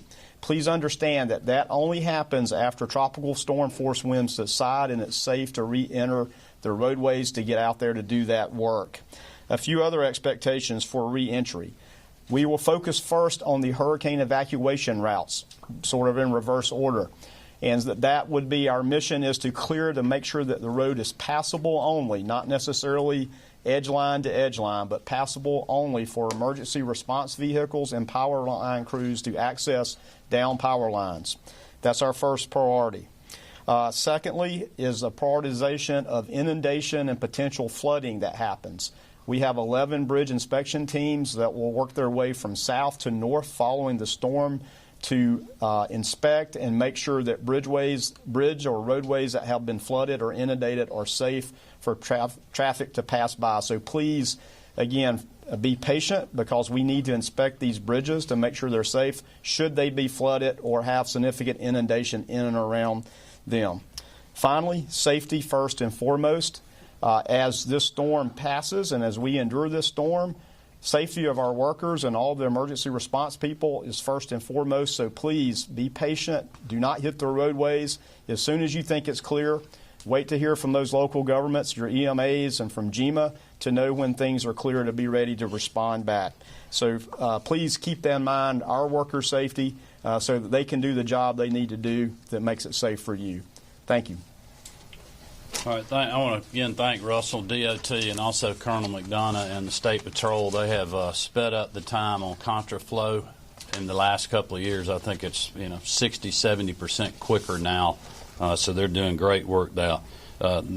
Great work in regards to that. I'm going to turn it over to General Carden to talk about strategic deployment of resources. General. Yes, sir. Good afternoon. I'm Major General Tom Carden, your Adjutant General. We have currently, under the Governor's order and in discussion with Director Bryson, we've mobilized and deployed 1,300 soldiers and airmen of the Georgia National Guard. We've got another 700 soldiers and airmen on alert. As the Governor mentioned, we've pre-staged a number of strategic capabilities just outside of where we think the storm impact will be. That includes aviation, logistics, transportation, debris clearance teams, and a whole lot more. At the end of the day, our job is never to be late to need when Director Bryson calls us, and certainly appreciate all the coordination that's going on at the local, state, and the federal level. Thank you, sir. All right, thank you, General. Again, let me thank Administrator Gaynor for being here in Georgia and for the great response we've had with FEMA, and we'll open it up for questions, really, for anybody that's up here. Yes, ma'am. For the people who said, you know what, I'm just going to ride it out, I'm just going to stay despite all the warnings, is there a window of opportunity where even they have to wait for assistance, or even assistance will be cut off until after this one passes? Well, I think it'd be tough for me to answer that question, not being on the ground. It's going to depend on where you are on the coast. Homer may have more to add to that. Certainly people that are in Savannah right now still have time to move. The roadways are in great shape. We've heard that from the Colonel and from DOT. So, if people want to move, they can. I would suggest that they do that. We're very worried, especially about the barrier islands getting cut off if we have these storm surges the same time the hurricane's coming through, and when the high tides are. And if I've told folks over the last 2 days, you get cut off, we can't get medical assistance to you. But at some point, I realize people are not going to move. If they're not going to do that, they need to be in a strong part of their house. If they have large trees in their yards, watch out for down power lines, and be ready, because you potentially can lose power and water. Governor, are you worried about mixed messages by opening 16 to eastbound traffic at the same time, telling folks? No, I'm not at all. As Russell mentioned, we're doing that now to make sure we can get emergency vehicles. The westbound traffic has been very light today, so even if we still have people leaving, they're not going to get in gridlock traffic. It's very easy for them to move. They can certainly speak to that. But what we want to do is, when this storm passes, we want to be able to get people moving, especially first responders, supplies and equipment in if needed, so we can have a just as fast response to the post-storm as you've seen pre-storm.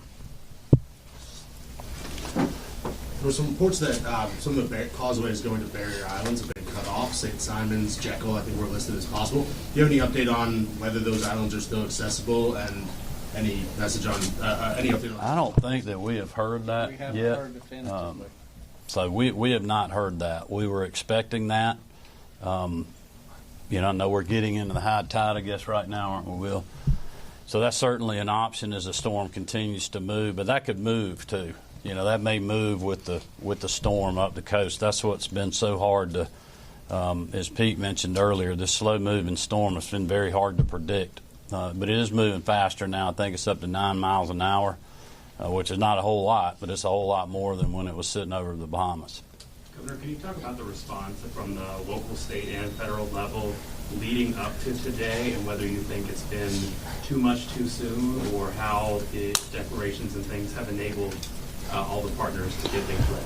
Well, I would hate to say it's been too much too soon. We were talking in our briefing yesterday, and I would, I'm sure Pete would probably agree with this. I don't, having a storm that just sits in one place, barely moving for, 24 or 15 to 24 hours or whatever it was, is really kind of unheard of. So we were working off of past models, and in this game, you do not want to be slow to the preparations or slow to the response. I think we've learned that before, as the guy that's making these decisions, I'm relying on this team that's battle tested. Unfortunately, they've been through a lot of these, and we're reacting in the way that we've seen best in the past. And look, I know that's frustrating for our people. They've been through way too much of this, but we got to hunker down and chop some wood and get through one more. And that's just the reality of what we're in. We're lucky in some ways. When you look at the radar and you look at the storm surge and the map and how wide the storm has gotten, even if it slowed down, I mean, that thing's 15 miles from our coast. If it moved 15 miles, that's like driving, across town for me in Athens. And we'd be hitting a direct hit right now, which is what South Carolina's facing. So, if that was the case, people would be wondering why we didn't do more. All right. Sorry, Governor. Do you have any estimates on either how many people were evacuated or how many people stayed back, either percentage or just number? Well, I don't know if I could answer that. Homer may could talk to that about the number of people we have in the shelters again. But I will say this. We haven't seen the volume of people coming from Florida that we thought we would because of the way the storm turned down there. I think Floridians, when I talked to Governor DeSantis, he was saying that a lot of his folks are going west or south, once the storm turned. So we didn't pick up a lot of that traffic, which I think has been great for us. It's been less for us to have to manage. It'll be interesting to see what we see this afternoon as the storm moves toward South Carolina, looking like they're gonna get hit a little bit. But we have all our facilities open. We got a lot of shelters that are open. Red Cross. We got our state parks. A lot of these guys can talk to you about our resources. All right. Thank you, everybody. Thank you. Thank you. Sure. My pleasure.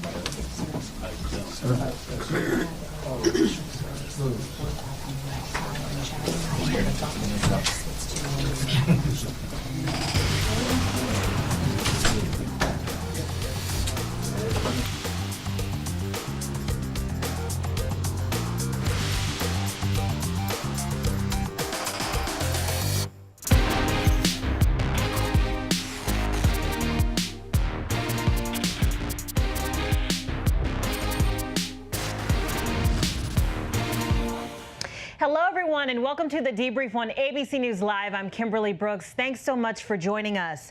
After devastating the Bahamas, Hurricane Dorian is making its way toward the Carolinas. Plus, Walmart is making some major gun moves after the latest mass shooting. And we're checking in on the tennis icons at the U.S. Open. But first, here are your headlines.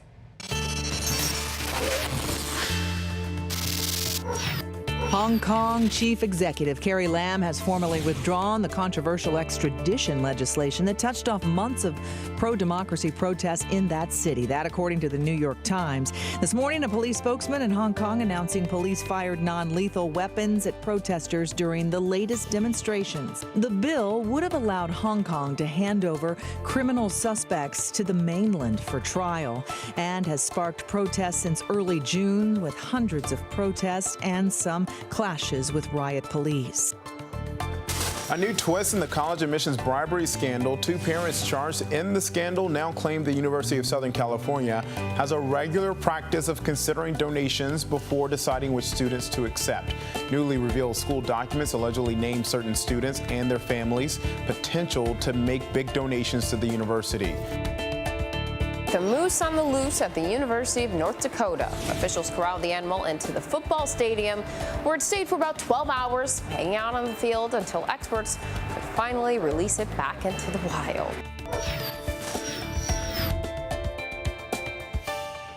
I'm happy you guys are with us today because we continue our full on-the-ground coverage of Hurricane Dorian with updated information, especially if you are in the path of this destructive storm. So after devastating the Bahamas, sitting on the islands for over 48 hours, Hurricane Dorian is slowly pulling away and moving on toward the U.S. And I'm joined by our ABC meteorologist, Greg Dutra, who has the latest storm track. And it looks like that track is right on track with where it has been lately over the past about 24 hours. Not much has changed, which is good because Dorian's doing what we think it's doing. You know, Greg, one of the things that surprised me about all of this in the last couple of days is when the storm first started, you know, there was a lot of concern for Puerto Rico. And then out of nowhere, this incredible damage to the Bahamas. Well, of course, with what Maria did to Puerto Rico, all eyes were on Puerto Rico when it was in the cone. And then it kind of shifted a little bit off to the east. It kind of gave a glancing blow to the island of Puerto Rico. And then the Grand Bahama happened, you know, the Abaco Islands happened as it was really getting to a massive Category 5 storm. We didn't expect it to strengthen that quickly and become that devastating of a storm that quickly, but now it's tracking a little bit weakened, but still something to watch very closely. So let's go on over and let's take a look at it.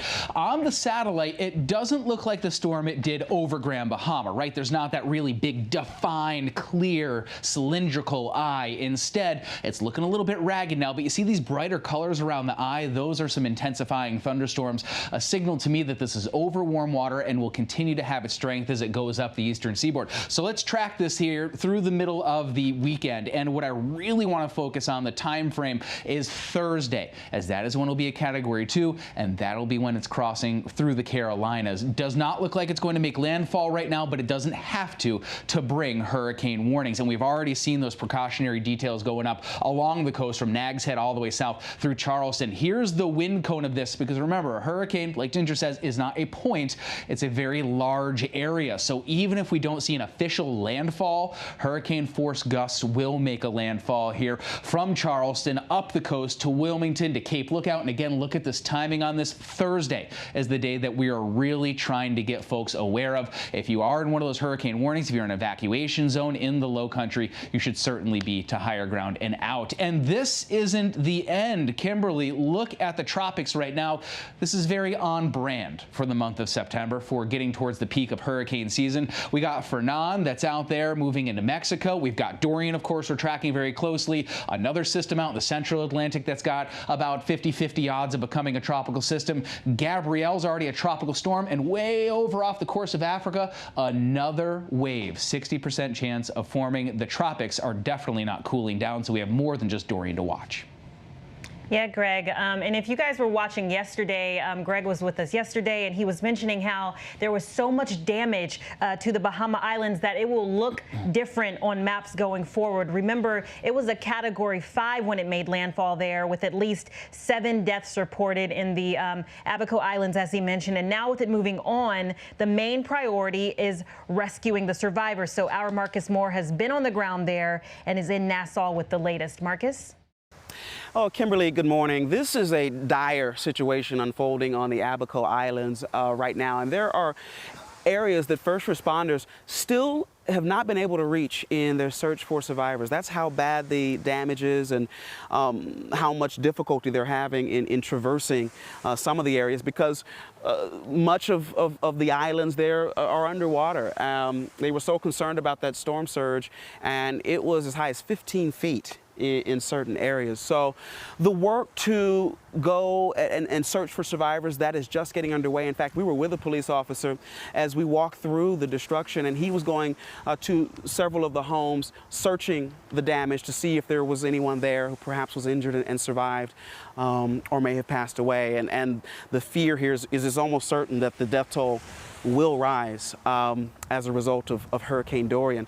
And something else that we are seeing is a humanitarian crisis that is unfolding.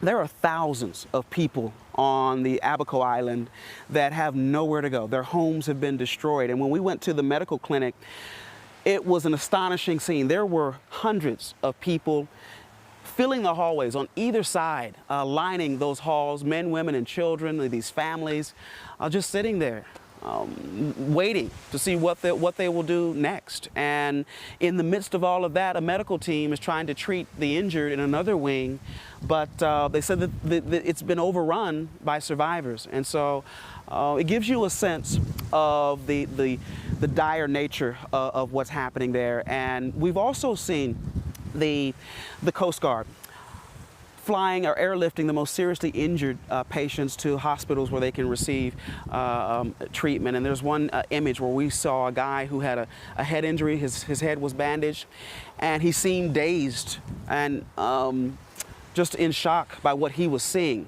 It seemed as if for the first time he was able to get a bird's eye view of what was left of this island, and there's not much. It is a terribly sad scene on the islands, and we have now seen firsthand how long of a road to recovery they will have there. Kimberly. Thank you, Marcus. Yeah, it's surreal to see the Bahamas looking like that. So we want to bring you another part of the story. Marcus and his team were interviewing a man from their hotel that was swept away in the floodwaters. So take a listen. And the water, you said, took you all the way to this? I mean, I just came like in a path because it's like a raging river. I just came from over there, like literally, like through all this debris. That's why I know it's scratched up. And I came through here, and I held onto that blue car, but I couldn't like hold onto it. That's how strong the water was. And all I could think about, if I get washed to sea, I was going to be in big trouble. So thank God I made it down by that couch right there. And came down, and somebody had a van right here. That's our van. With a back window down. And I said, praise the Lord. So I reached in, and it was unlocked. And I got in and sat in the back seat and drank somebody's water. I don't know whose water it was. It was probably my water or part of our crew. Yeah, and I've been sitting there for like the last 2 hours, waiting for someone to appear. And that's it. Oh, my goodness. Man, I'm glad to see you. I'm glad to see you. I didn't think it could happen to me, you know what I mean? Because you're in the denial a little bit. Like, oh, my house is strong. It's been through like 6, 7 hurricanes, and poof. It's unbelievable. And as you can imagine, there is a desperate need for food and water that cannot be stressed enough. So here's a list of organizations and websites you can go to that will have ways that you can help the people of the Bahamas. And Greg, I just want to go back to you because you're saying it's a Category 2 now, but there's still danger with this category. You see Grand Bahama and you say, oh my goodness, they just went through a Category 5 storm, but it's only a Category 2 now as it's making its way up the coast. But that is not taking away anything from what you should take away from the storm. You should not focus on that Category 2. And I think 105 for wind speed may be a little bit kind right now because it has weakened a bit during the early morning, but I've noticed some activity starting to build towards the core of the hurricane. And as it does make its way up the coast, it does not weaken further. A Category 2 storm is still a very strong storm.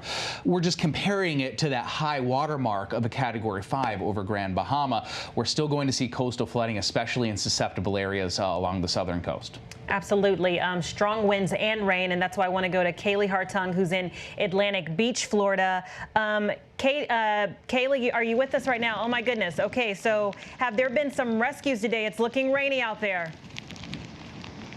It is, Kimberly. You know, high tide was about an hour ago, so you see these monster waves. That's the real manifestation of Dorian that we have seen here, but we don't expect it to get much worse than what you see right now. This rain and wind, sustained winds have been measured in the Jacksonville area around 45 miles per hour, gusts at 55. The good news here is that these dunes are safe. What I'm standing on here is a berm that was built just in the last couple of days, blocking one of these public access points to the beach, hoping to stop any water that would otherwise flow through it, but that hasn't come close to happening. You mentioned those rescues. Right here you can see this rescue tower right here. They have been hard at work today. It has been Jacksonville's mayor's concern in the marathon of a lead up to this storm that people were being complacent, that people weren't heeding the warnings. This is a beach under mandatory evacuation, but I bet you can see in the distance behind me there are still people coming out to these beaches. And again, these rescue crews have been hard at work today.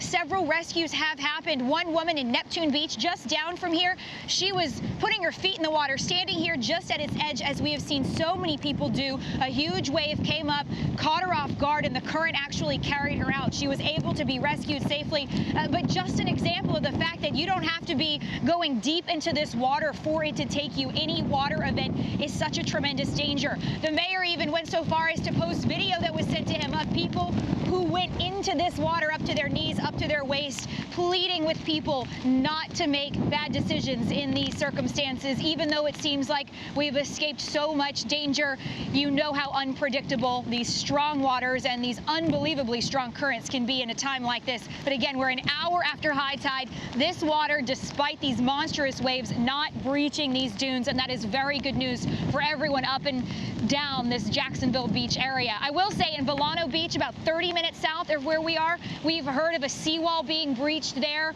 water flowing onto A1A, a familiar highway stretch here, but that's really the only breach of that sort. That's one of the most vulnerable areas of A1A that we know of. So this is the scene right now here in Jacksonville Beach. Really not much more than strong winds and rain right now, Kimberly. All right, Kaylee, still significantly different from yesterday, but I'm glad that it's not more than that. Thank you so much. We appreciate the updates. And guys, so as Greg said, next stop for this dangerous storm is the Carolinas. So life-threatening storm surge, a major concern, and lots of mandatory evacuations have been issued. So Steve Osunsami is in Charleston with the latest. Steve, how are the people preparing there?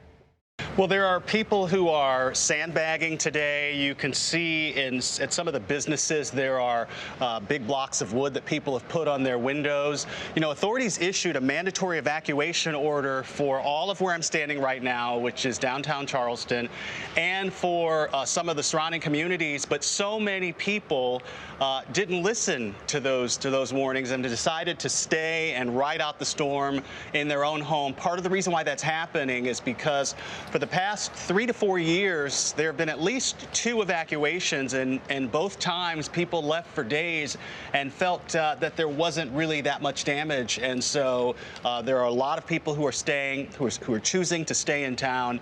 Authorities are warning people to stay off the streets. We're just starting to see a little bit of rain right now. There was a heavy band of rain that passed through earlier. We are warning everyone who is here about the potential for flooding in Charleston and the surrounding areas. They don't call this the low country for nothing. This area will flood. It floods in a regular rain, as you guys were just discussing just a few minutes ago. The storm surge that we're talking about, even on the low end, will bring flooding to Charleston. Authorities warned residents who have stayed here that last year, during last year's hurricane, the big hurricane, which was somewhat of a non-event, they still had to rescue 40 people from their flooded vehicles. And they're trying not at all to have a repeat of that, but expect that that number could be greater because there are so many more people who refuse to leave this time. We saw the Cajun Navy, the volunteers who have come with their boats. They are set up on Folly Beach, here in Charleston. They're set up in various areas around this low-lying community, prepared to perform rescues if needed. We just saw some firefighters who just walked past us. There's a fire station just down the road here. Everyone, though, is prepared no matter how close or far this storm stays offshore for flooding in Charleston. Kimberly. All right, Steve, right there in South Carolina. And Greg, before we move on to other news, you know, with Kaylee, we saw the people surfing and things of that nature. Yeah. You have to take it seriously, right? You do. There's still dangerous riptides in Florida. And I'll tell you one thing. If the Cajun Navy is taking it seriously, then everybody else should. If you don't know who they are, they gained fame during Katrina for doing boat rescues. There's a whole bunch of guys, all volunteers, flat-bottom boats that come in. And Charleston is very susceptible to flooding. I've been in Charleston during just a regular old severe thunderstorm, which is not going to even compare to this at all. And their streets will flood, running water going into the storm drains. It's going to be a bit of a mess through the Thursday, especially where we're tracking the storm through the coast. That is going to be where we do probably see some rescues from high water. Yes, so again, reminder, this coverage is for the people watching, for you to be prepared. So guys, we're gonna move on to other news now. Major changes at mega super chain Walmart after a spate of mass shootings this past weekend in Odessa, Texas, and 2 that happened within hours of each other. If you remember, Dayton, Ohio, and El Paso, Texas. Walmart decided to limit the sales of guns and ammunition, with the CEO making an announcement in a memo yesterday. So I want to bring in Catherine Falders in our D.C. bureau with more details. Catherine, good to see you. You know, what did the CEO cite as his reason for this decision? He wrote a letter to employees yesterday, and he's saying in his letter, it's clear to us that the status quo is unacceptable, is what he wrote to all of his employees. Of course, this comes in the wake of all of those shootings that you mentioned. And it's not just discontinuing the sales of ammunition, as you mentioned. It's also gun sales, handgun sales, for example, in Alaska, the only state where Walmart currently sells them. But I think it's also important to point out in his letter, the CEO is a gun owner himself. He's encouraging in this letter the president and Congress to take action on this issue, Kimberly. Yeah, so we just have to, you know, make note of this. This is the biggest retail store in the U.S. pooling guns. Does this put any pressure on Congress to respond? Yeah, it's a significant move, and I think it has put some pressure on Congress. You've seen some Democrats obviously come out in support of his statement, of his letter to employees, and I think that's coupled with the fact that Democrats also are encouraging Republicans in the White House to act on this legislation. As you know, Republicans aren't particularly happy with the move, and neither is the NRA, but in the wake of these shootings that have all happened, by the way, while Congress has been on a 5 to 6 week recess, is surely putting pressure on them when they come back next week to do something about this. So obviously a controversial move to some. You know, the NRA put out a statement, I believe.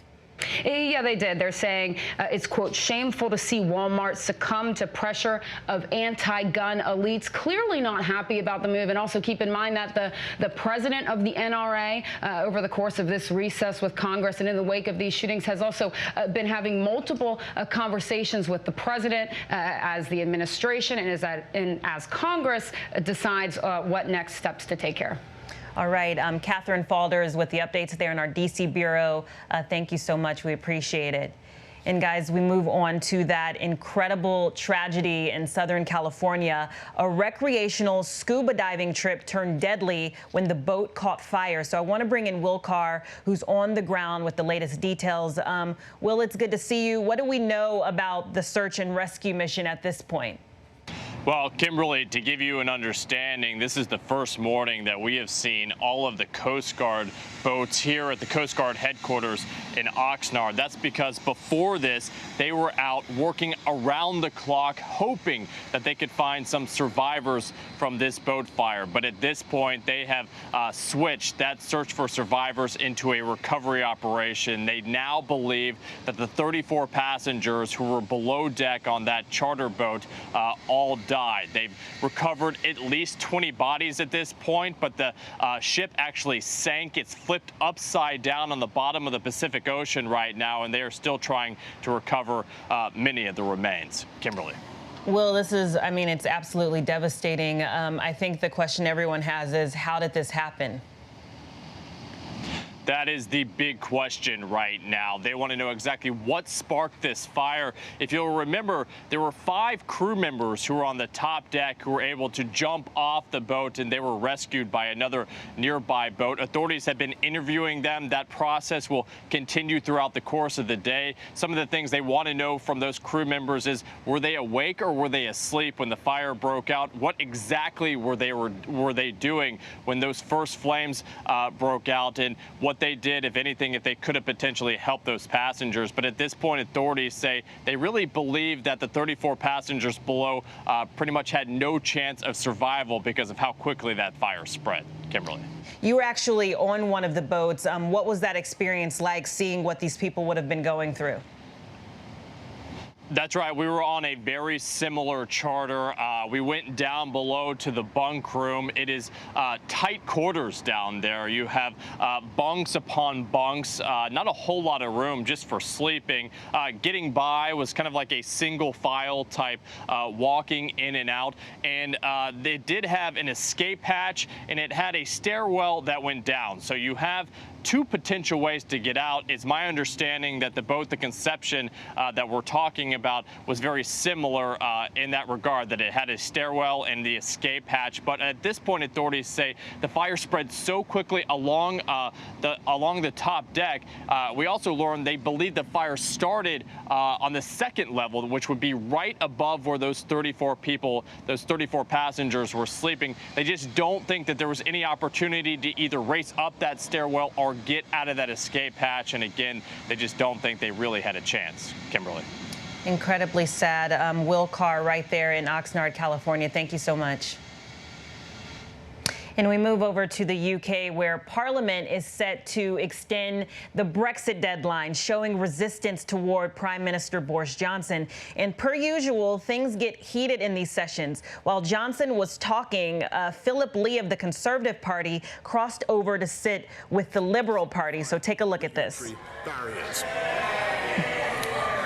Yeah. Britain is on the verge, Mr. Speaker, of restoring our independent seat in the WTO for the first time. Pretty remarkable, in fact. So I want to bring in James Longman in our London bureau. James, that was a bold move. Real talk. What is going on over there? Please break this down.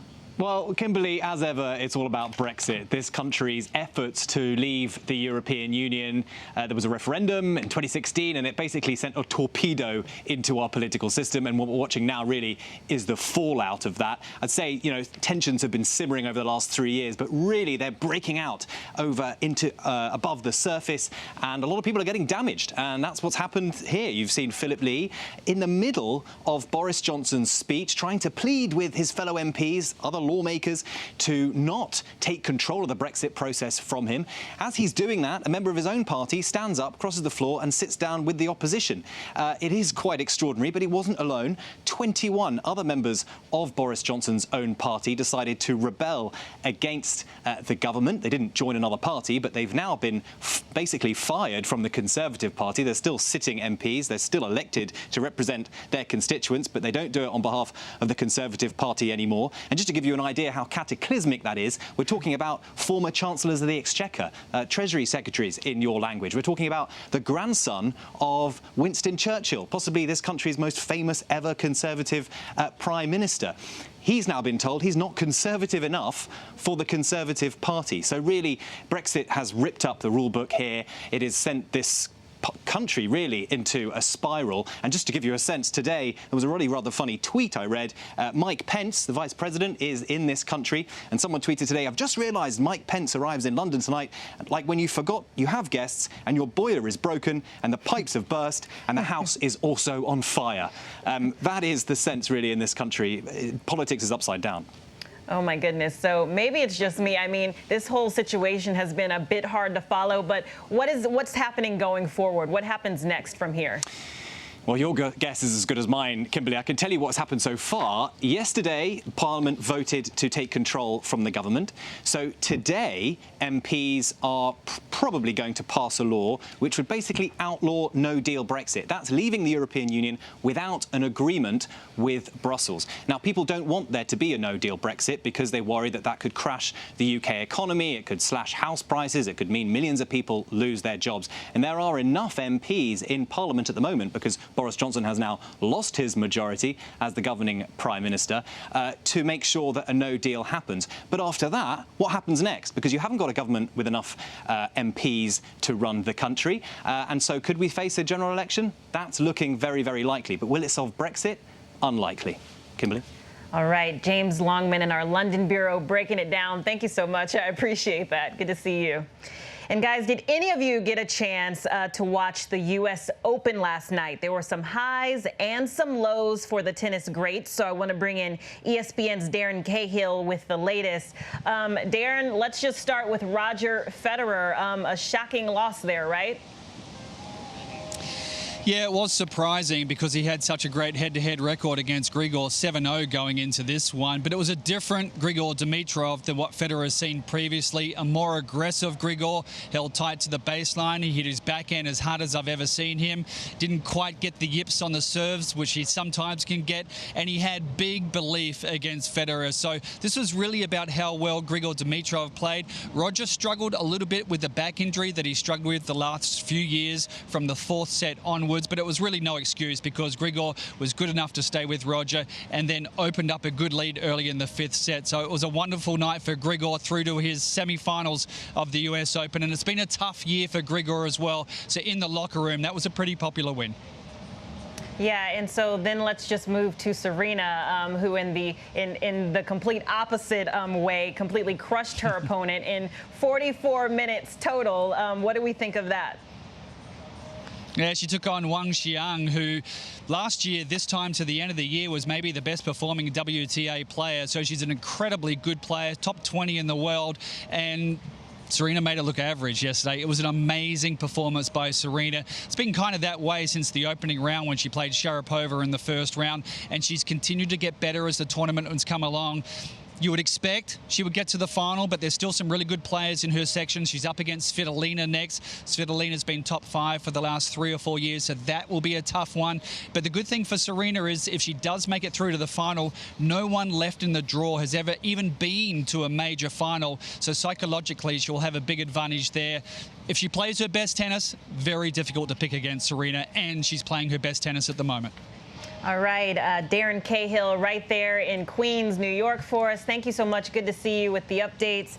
And guys, I hope everyone is celebrating a national holiday today. Yes, it's Beyonce's birthday. And Beyonce, if you're watching, happy birthday from all of us. So what would Beyonce do? She would take care of herself today. And I hope you guys continue to take care of yourselves. And if you're around, you can stick around for the briefing room at 3:30 p.m. Then you can check out World News Prime at 8 p.m. And if you want to stay updated on all of these headlines and the hurricane coverage, you can go to abcnews.com or download the app. I'm Kimberly Brooks, and I'll see you later.